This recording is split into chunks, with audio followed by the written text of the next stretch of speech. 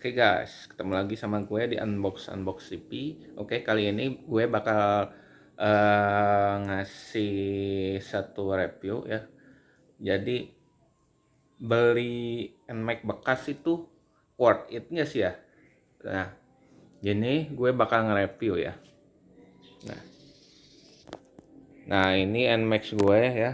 Dan ini bekas. Gue beli bekas ini tahun keluaran 2018 ya guys, NMAX All, dan gue belinya itu 2020 akhir. Nah, jawabannya worth it nggak sih ya kalau kita beli NMAX bekas ya? Jawabannya adalah tergantung ya guys, tergantung dari kondisi motornya ya. Nah, kondisi motor dan juga harganya dan juga surat-suratnya ya guys. Jangan lupa kalau kalian beli motor bekas itu surat-suratnya harus dipastikan ada, yaitu BPKB dan STNK. Nah, kemudian kalian harus melihat cek kondisi luar fisiknya ya guys. Nah, seperti apa luar fisiknya itu, ini kotor ya guys. Pastikan body-bodinya rapi ya guys. Dan coba kalian lihat ya, ini dari knalpot ya guys. Ini memastikan bahwa si mesinnya tuh pembakarannya bagus ya, masih bagus. Nah, dari ini ketika dingin ya knalpotnya colek sepertinya, apakah basah atau kering. Nah, ini kering ya guys, berarti bagus.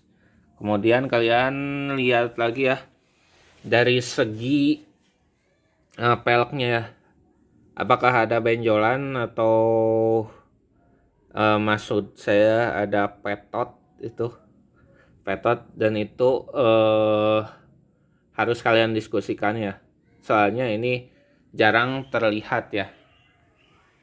Kemudian ketika dihidupkan, distarterkan, coba kalian lihat apakah knalpotnya keluar asap putih.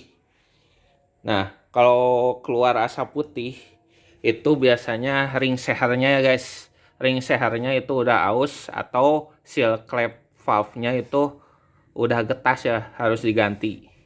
Nah, itu juga harus kalian diskusikan ya harganya ya.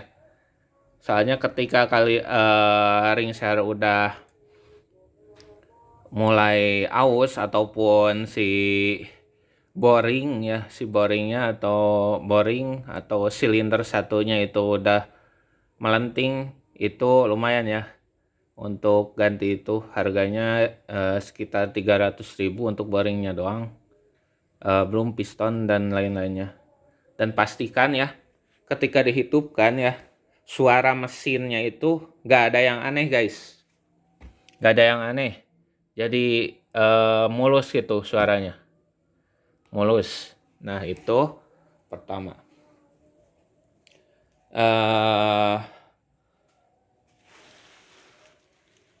Itu kemudian kemarin sih gue cuma ngeganti ini guys, fan belt doang, fan belt sama roller sama apa namanya, kampas ganda ya guys di CVT. Kalau ada geredek di sini itu harus dipastikan ya, apakah itu dari si siapa, kampas gandanya. Kalau kampas ganda itu terbilang cukup murah ya, 150 lebih lah, belum untuk pasangnya. Kecuali kalau kalian yang rusaknya di area gardan ya, itu cukup lumayan, tergantung juga sih. Dan suaranya pastikan nggak ada suara-suara aneh. Overall seperti itu sih. Untuk body bisa lah kalian cek. Nah, itu gua kira itu aja sih dari gue, tips dan trik membeli NMAX bekas ya guys. paling penting itu suara mesin ya guys, suara mesinnya.